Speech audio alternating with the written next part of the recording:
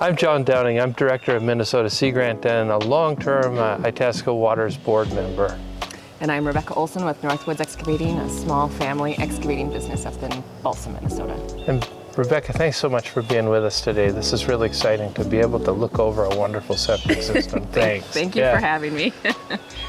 We're here today because so many of the people in Itasca County are so concerned about water quality. Behind us we see beautiful Swan Lake, and we know that septic systems, if they aren't working very well, then can pollute that water and cause problems there, and they also can cause problems for our health.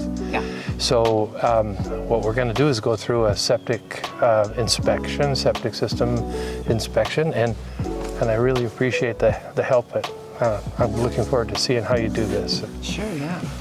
One other thing that's real important is that people are really afraid to have their systems inspected, and because they don't know what's going to happen. And if we can give people some pointers on being ready for the inspection and understanding what you're getting into, that would be super helpful too. Absolutely. Yeah. Yep, we'll go through all of that. There's a few main points we like to hit pretty hard, and this is a good example of stuff that we look for on this. Great. And and also what happens next after the inspection is probably the biggest. The yay or the nay. Yeah, it's a big source of anxiety, and we'd like to get people calm down a little bit, and so that we can ensure the wonderful beauty of these waters. Yep. Thanks. Thank you. So Rebecca, there are all kinds of different kinds of septic systems. Now, what are we going to be looking at here, and can you explain kind of how these septic systems work? The new installs, we're going to talk about, I guess, gravity systems. So that's if you have the golden ticket of the year. I always say we do very few, actually, gravity systems anymore. Just because we're looking for redoxamorphic features in the soils, we're staying above that seasonal high water table. And so if you are on a sand hill and it's the right type of sand and we don't have to pressurize it, we need to have the elevation to stay above that seasonal high water table. So it would be a tank, and then we need to go down into the gravity systems. Another option that we do more often in good soil is a pressure bed. So we still intact a pump and we pump it up to a suitable elevation in the soil.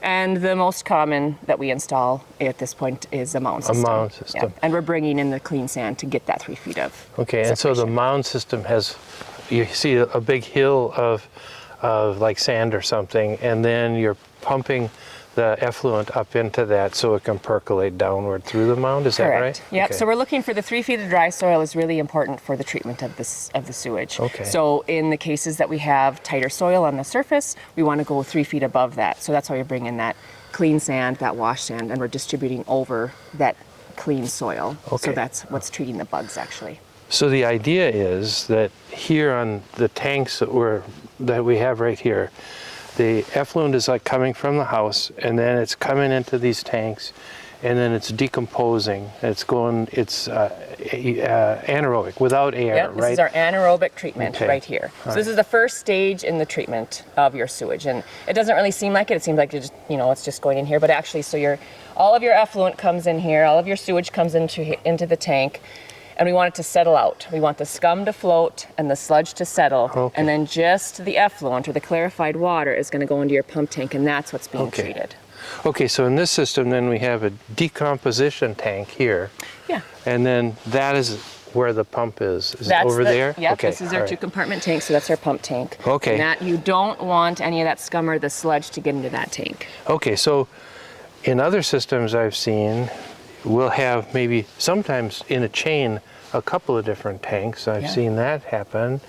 And so we'll have these, what are these called? You got a little riser and Risers up above the manholes, and then we have manhole covers, the lids. Okay, and another kind I've seen is you don't see any of that. You see soil. Yeah. And what do you do with, what's going on there? Are there sort of manhole covers there, but you just don't see them, or what's... Typically it depends on the tank. So probably before around 1980, they still had round tanks. And so if it's a round tank, those are pretty old. Those are being eliminated as we go inspecting, and the properties are being transferred. Those don't actually have a manhole cover. They have 3 parts. They have like a half moon part, and then a kind of a rectangular part, and another half moon part. So those are pretty hard to dig up. Yeah. So we don't, Sometimes they are. Sometimes they want to make sure they get them pumped. If they're shallow enough, we can dig out, but you got to dig kind of a wide, vast, like a 6-foot piece. For some of the times, they did bury lids. They're not that pretty in the yard, but then you have to dig them up. So it depends on the age of the tank. If they have a manhole cover over it, typically they had a manhole cover over the inlet of the tank. Sometimes it was in the middle, sometimes it was on the outlet. So sometimes it's a guess to dig it up, but the homeowner sometimes knows. And sometimes they just have no clue. Sometimes they don't know. That's why you get the inspection and say, come on and out then, and dig it up. what do you do? How do you find that stuff? Yep, so we take a probe. If everything's buried, you take a probe and we try to, you can kind of hear it. Like you'll hear the concrete tank, it sounds a little different. Okay. I would say a lot of the systems now are being upgraded, so there's at least a record of it, so we can say, okay, they put it here. Okay. The state code now is that we want every serviceable part of the tank to be at least 6 inches from the surface. Okay. I don't like burying anything because Murphy's Law is it goes wrong when it's 20 below and you got to dig it up. And 6 inches of soil seems like nothing, but it is very terrible in the winter. When it's frozen solid, no fun. Okay, and now here's another kind of system I've observed personally is like a 40-gallon tank with holes in this, 40-gallon drum with holes in the side with a pipe going into it. Sure, yeah. And obviously that one got replaced. That one's that one's a no-go. So, but there are still some of those around. I think. They're still valid, I guess, until they get caught at the sale of a property. If something's being sold. So the way we used to do, I mean, like I said, in the 70s, they had septic tank dry well systems, and you had a tank, even precast. We had precast dry wells too. So you had a septic tank, an intact full tank that was watertight, that was doing the same thing. This was settling out the sludge and the scum. Then it was going into a dry well tank that had holes in it, and you had typically crushed rock around it, and that really. They were just trying to get the water to go away. And it worked most of the time in the right kind of soil, but it wasn't treating the effluent. And that's why the state stepped in and said, well, we really are worried about treatment. Yeah, well, and for good reason. We have 14,000 or so lakes, and this county we have 900 and some. That's kind of amazing here in Itasca County. But that there's so many, and of course, if you don't treat it right, then that nutrient kind of goes downhill and gets into the water table and can move into the lake, right? Yep. So that's what we look at. So that's why we want that 3 feet of dry soil, because we know if it goes vertically through the soil of dry soil 3 feet, we know it's treated by the end of it. It's drinkable at the bottom of that 3 feet. If it's getting into some wet soil, then it can flow it can flow horizontally, and it can flow, just follow that water stream. It doesn't ever get treated and that's when it can start getting into the lake water and it can get into your well water, and we start getting concerned about that. Yeah, well, the well water, you need a separation between the drainage field or whatever kind of drainage field and your well, right? Yep. And I think the law says, 75 feet or something? So 50 feet for a drilled well. Okay. So a drilled well is considered a 50-foot cased well.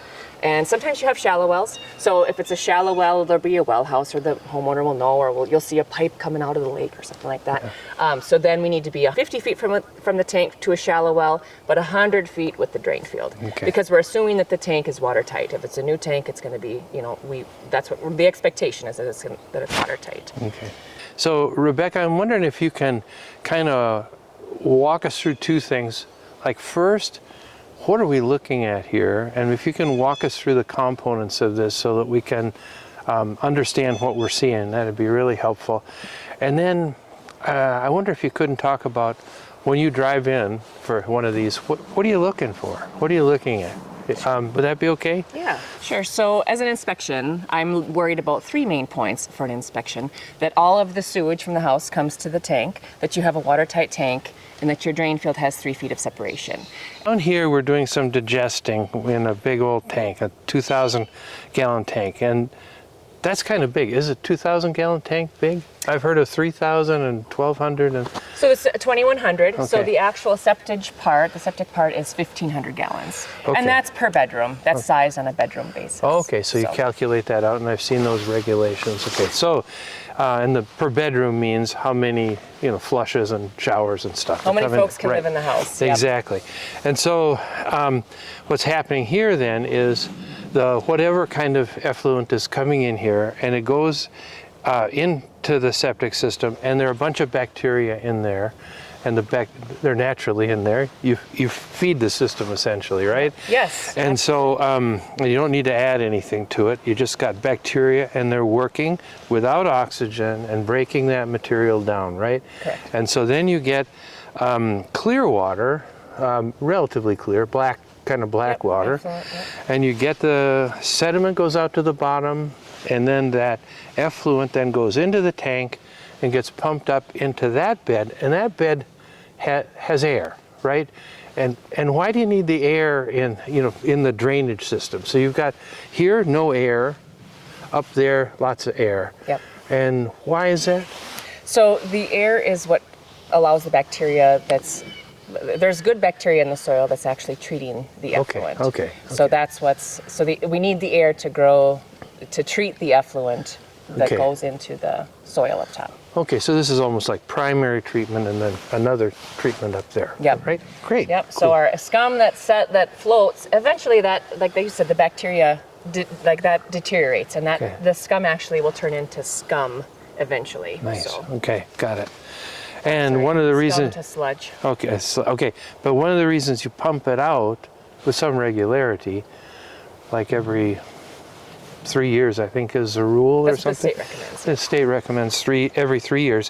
What you're doing is you're pulling out that sediment out of there, right? So and the scum and stuff that won't break down, Yep. and getting it out of there and taking it away. Absolutely. So if you're pumping through, a 4-inch hole or something like that, which some tanks do, you're talking about old tanks, you're just really sucking a lot of the water out, which Yeah. we're already treating the water when it's going into the drain field. Okay. So you really want to get access to the tank. So dig up the lid if you have a manhole cover like that. Okay. Absolutely. This is why we have lids to the surface, so it's easy to maintain as well. People like to maybe landscape around them. We'll say go ahead and landscape around them, maybe have it, wood chips that we can pull off in the Okay. winter or something like that. Okay. So like you said, we're at the tank. So all of the sewage comes from the house in a 4-inch Schedule 40 line right across there, comes into this is a 2-compartment tank. I believe this is a 2,100 gallon 2-compartment tank. Okay. So this is the inlet of our tank. And this is the outlet of our tank. Okay. This is all one big tank, but there's a wall right here. Okay. And this is our pump tank right here. Okay. So this is actually, if you take this lid off, there's the pump and the floats in here. Okay. Then it pumps it up to our pressure bed, which is up the hill up that way. Okay, so down in the bottom of here then is a great big old cast iron pump of some kind, or some heavy duty pump. Yep. That doesn't mind what it's pumping. It doesn't. And, it just pumps through another big pipe up that way. Yep, just a 2-inch pipe A 2-inch going up pipe, to okay. going up to the pressure bed. Great. Correct. So gravity through 4-inch Yep. down here, and then pressure in 2-inch. So let's go have a look and see. So this is a slight upgrade to our pressure bed. So we wanted to get that separation Okay. on this one. So this is why we've used a pump to pump up to our pressure bed. Okay. And this whole thing is actually the pressure bed. It goes all the way back here. It's this basically what you see, this flat area. Okay. And that inspection box down there actually has all of the ends of the laterals. So this is a big bed of crushed rock Okay. that is used as a distribution media. There's laterals along the bed that make all of the water, when it's pumped, it distributes it over the whole bed. Okay. Okay, great. All right. And then now, back in 1983, when my mom put in our system, she immediately planted a bunch of trees Oh, in yeah. it. Is that something you'd like to have? No, we like to see it clear. The roots always find Yeah. their way to the water, and so Okay. you're putting more water right here. So the trees want to grow here naturally. Eventually, the big trees, if they grow on top of your pressure bed or drain field, they can disturb the roots or disturb the pipes. They can basically make your system stop working just Okay, because okay. the water can't get through those Because they pipes can that are- block up because there are like holes in those pipes and Yep, stuff. the laterals. Okay. There's 1/4-inch holes. These are Okay. 1.5-inch laterals. Okay. And the roots can bind up all those holes Okay. and clog things up. Okay. When you drive in, I mean, I suspect you come into a lot of places you've never seen before, right? So what do you look for as soon as you drive in to do an inspection? What are you looking at? So to me, might sound a little silly, I guess. I look for the well right away because a lot of times it's a drilled well. I look for, is there any evidence of a septic tank, a lid, or a cap, or some evidence of a septic tank. I look at the trees. I look at the age of the house. I look at, that kind of sounds silly. But that's what I'm looking at as far as what am I expecting to look for, if I can see those kind of things. Okay. And I suspect you also look for, is there a place that's obvious that there may be a drain field? Sure. Well, if I see the well, it's usually opposite side of the house to the septic. All right. Okay, great. Okay, perfect. Now we're standing here, and what would be your next step in doing an inspection of the system? What do you do next? So I always like to know that all sewage goes to the tank. In this case, I would ask the homeowner to possibly see the basement or confirm that we don't have laundry water being pumped out. Maybe looking for a 2-inch pipe. If not on this age of a house, but something a little bit older than this, I'd be looking for, well, sometimes they would do that. They'd put the laundry water out the side. So, sure. You're saving your septic system, but really that needs to go into the septic. Okay. And that's part of an inspection process. Okay. So first part, I like to always start from the beginning of the system, make sure that there's no laundry water, gray water going somewhere else, because that was pretty common years ago, not so much now. They know that all the water should go to the septic tank. So in this case, it does. And then so I'm looking now at the tank. Okay. So then I get to start pulling lids off. Okay, let's talk about laundry though really quickly since you brought it up. Now, I've heard that laundry effluent can be murderous can really kill your septic system because of the particles and stuff. So my place, I put in a big filtrol kind of device to kind of filter like that stuff out. Yeah, but a heavy duty one. But is that true that you can clog your drainage field with laundry effluent? So when we install new systems, I always preach, do not use fabric softener because that does not settle out actually in a tank. So that you're actually putting the softener into your drain field, and that will clog your drain. And so, because that's nice, soft, scummy stuff. We give actually dryer balls with our new systems. Here you go, use some dryer balls. Even the bounce sheets, because the bounce fabric, it still gets on your fabric and then you wash it off. Oh, no kidding. Okay. So the lint filter, sometimes that's a problem. I would say I don't see problems. I guess I haven't seen those problems, but I have heard of people installing lint filters to really protect their drain field. Okay. The biggest, simplest thing that I'm going to say is maintain your tanks. Okay. That really is easy. It's an easy neglect part, but it's the best thing for your system. Okay. Is if you're pumping out your scum and your sludge and giving your tank a cleaning, that's the best thing for your drain field. All right, thanks. What's next? For a septic inspection? Yeah. Okay, should I pull lids out? Sure, let's go. Okay. Yeah. Oh, that's got a little insulator deal. So I'm looking right now, so this is my tank. So I want to know that all of the lids are secure. Now these lids all look in good condition. They're cement lids, so they're heavy, so nobody's gonna pull them off without having some intention. Like, we're worried about kids falling in. We have seen in Minnesota a couple deaths from septic tanks from the lids not being secured or deterioration. So the lids look good. Right now I'm looking at making sure the baffle is intact.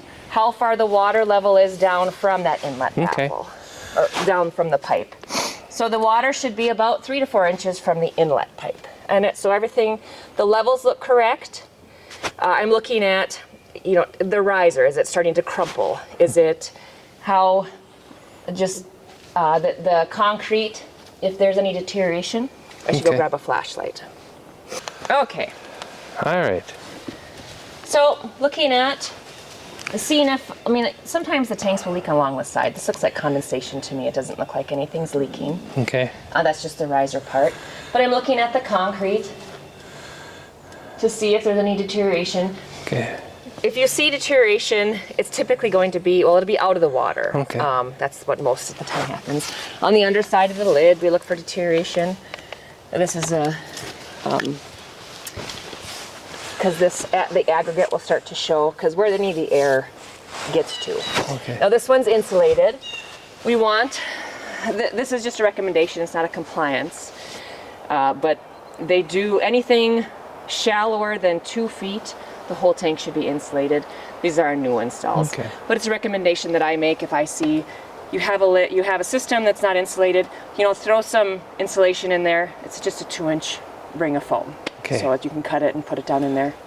It saves the system if we get a cold year with no snow. Right, okay. And then I've seen different kinds of lids. Sometimes I've seen some plastic ones. Yep, so a lot of times now they're plastic lids. So we're looking for, is the lid secure?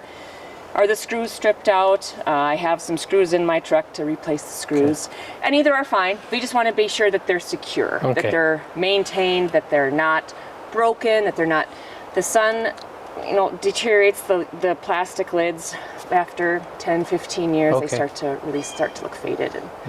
And so I'll step on them. Like I want to be able to tell that nobody else is going to fall in. So yeah, no, so I'll that's jump great. on them. And so this 4-inch pipe coming in here, now what, is there something a homeowner can do to decide whether the system is working by looking at that pipe there? Yeah, so this is my favorite, actually. So we'll get calls and say, my septic's backed up. And actually, you go and save their day with a stick. Like the new kid with the potty training, and he likes to use a lot of toilet paper. And this pipe is pretty far away from the baffle, so this probably wouldn't happen to this one. But sometimes that pipe gets a little close to that inlet baffle, and so then that prevents basically a toilet paper will clog up there. Okay. The flushable wipes that really are not flushable. Stress. Do not use flushable wipes. They can get wadded up right there. Okay. And so actually there'll just be like this nice little clog of toilet paper that's blocking up the whole house. And so you just push that down and but that'll back it right up into the house. It certainly will. You bet. And then so that's why I like to start here. So this tells you, do I need to look this way, is it bad, or is this way, is it bad? Okay. So say that I see, yep, your tank levels are right, but I'm still backed up in the house. Okay. Something between the tank and the house is blocked up. Okay. And that one can clean out. There are ways of cleaning that. But, maybe it's frozen or something. Okay. And so here though, if a homeowner looks at this and sees that the level is above the bottom of the pipe, does that tell you something too? Yep, so then we're going to keep moving on then. So then if the level is closer to that inlet than 3 to 4 inches, then we might have a problem farther down the road. Okay. So then we'll start looking this way.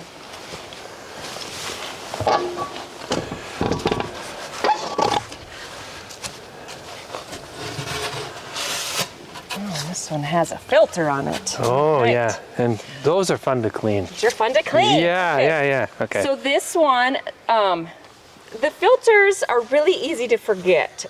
yeah. And until it backs up into the house.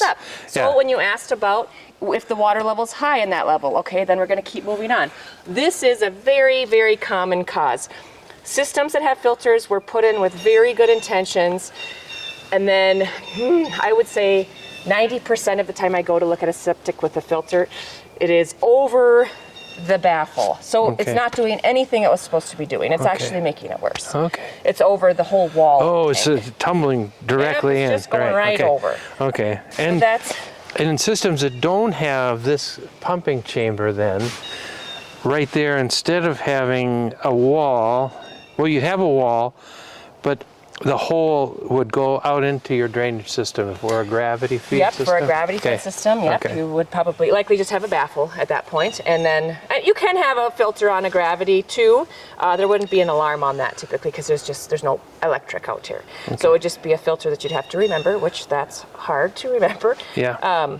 So then it would just, be a baffle, an outlet baffle going out to a gravity, either trenches or a gravity seepage bed. Okay, and then between this hole and that hole, there's something, right? Nope, this is all empty. This is just one, 1,500 gallons of sewage. And are there other kinds of tanks where you have some baffle that keeps the scum from moving from one side to the other or something? So really, this filter is in place of a baffle. Okay. So this is actually, so this filter is working kind of double time. Okay. So it's working as your baffle. It's preventing the scum and the sludge from getting into your pump tank, but it's also filtering anything because the water has to come up. There's a ball at the bottom of that. We can show that later. Oh, okay. So the water comes up this way, which is the way it would work in a regular baffle, but then it's also filtering through these little slats in that filter. And so that's preventing even more, like your lint you were talking about. Okay. That can clog that up too, up. so, Yeah. And so in some systems, though, you'd have a baffle here that would do the same job as that. So that would, to me, what you're talking about would be like a 2-compartment tank. Yeah, So right. just a septic tank that's 2 Yeah, a compartments. tank, yeah. And those are really good. So I prefer getting to look at all everybody's systems. I love the 2-compartment systems of just the tank part plus a pump tank typically, because that does a really good job of separating out my sludge and my scum, and then it does it again. So say that this was all septage and we had an additional pump tank. That is, but it's expensive though. So this is the bad part, is that it's expensive to do an extra tank and an extra riser. And, but it actually works really, really well. Better than the filter to me, in my opinion, because you're doing 2 parts of settling, and then you really are sure that the next tank is clear. Right. So one of the questions I've heard that people want an answer to is, if you have a level on that pipe, the inflow pipe that's high, then what do you look for downstream to try and figure out what's going on? Sure. So then we look, why is it high? Yeah. So we look at the outlet baffle. In this case, the outlet baffle is a filter. A lot of the times this is the culprit. So maybe it got forgotten and needs to be rinsed off. So you could pull it out, rinse it off, stick it back in. Or if this level is just level with that and there's no problem here, then we look at the pump tank. And it's possible that you have a high pump level, or the pump quit, or the float quit, or something's frozen. So looking at this, and then you can be walked through a couple of different ways to determine if this tank is high. Say that your float came on and your alarm is on. If you wanted to direct plug in the pump to see if it's going to work, if it's a float issue, if the drain field is frozen, if it's just regurgitating water, if the pump is working.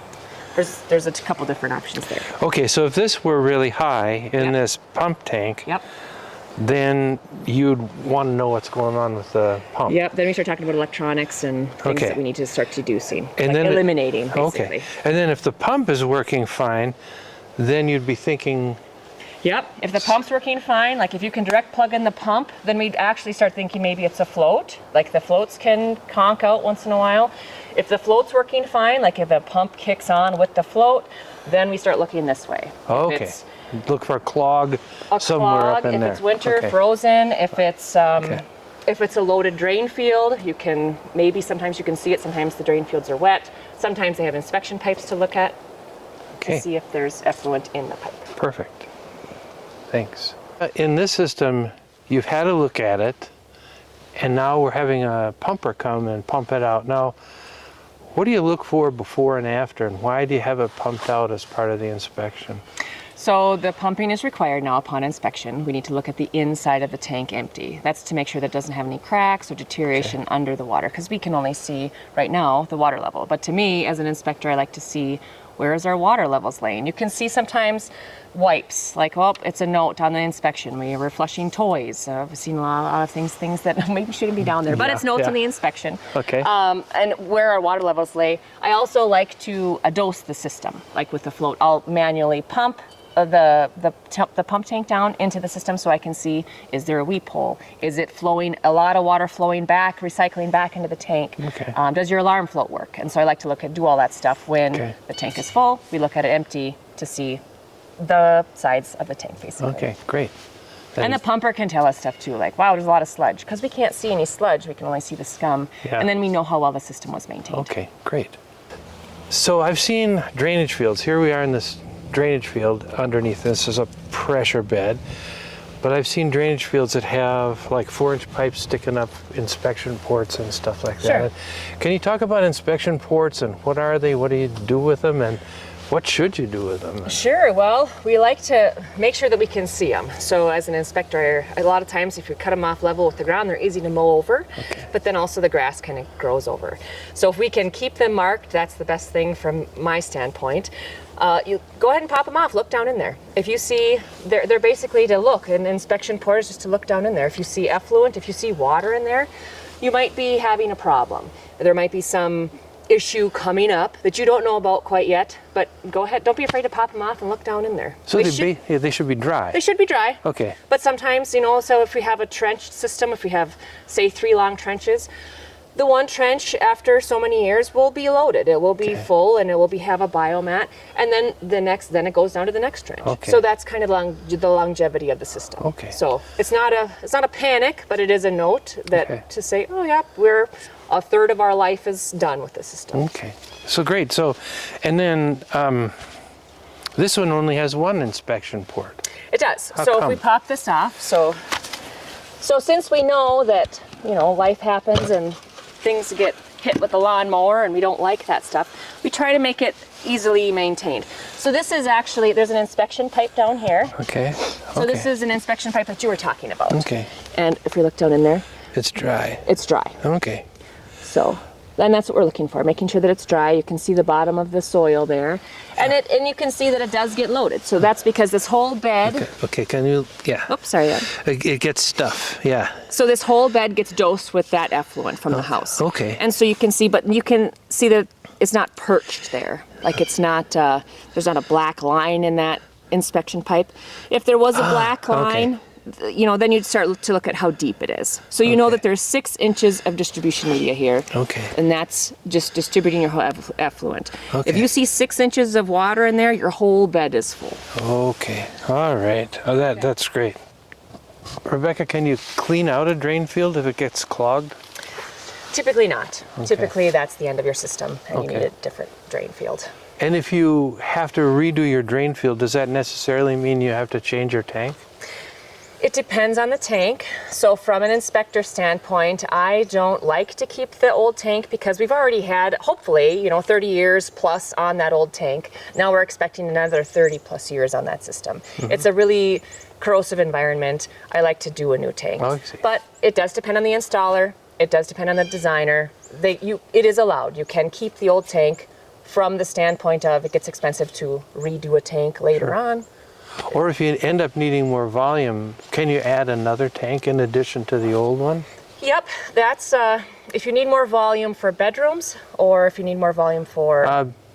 Just traffic, more people. If you all of a sudden you plan for 3 people in the house and all of a sudden you have grandkids and stuff there a lot. So if you need to add volume to a tank, you can. There's more tanks in sequence. I'm going to say you're also probably going to be looking at the drain field then Yes. also, because we need to still treat the volume of water, not just settling out more, which is great for filtering and great for collection, but also the drain field's going to have to be adjusted. So if you're going to have a lot of people in the house for a period of time, is one answer, and your septic system might not handle it, is one answer just having it pumped a lot? You can do that. I'm going to say we use a lot of water. So if they're living in the house, family 4 will fill up a 1,000-gallon septic tank in a week. In no time flat. So pumping it is kind of giving things a breath, but it's also not a long-term solution. Okay. And I've heard that some people don't even have like a drainage field. They just have a great big tank and then they have it pumped a lot.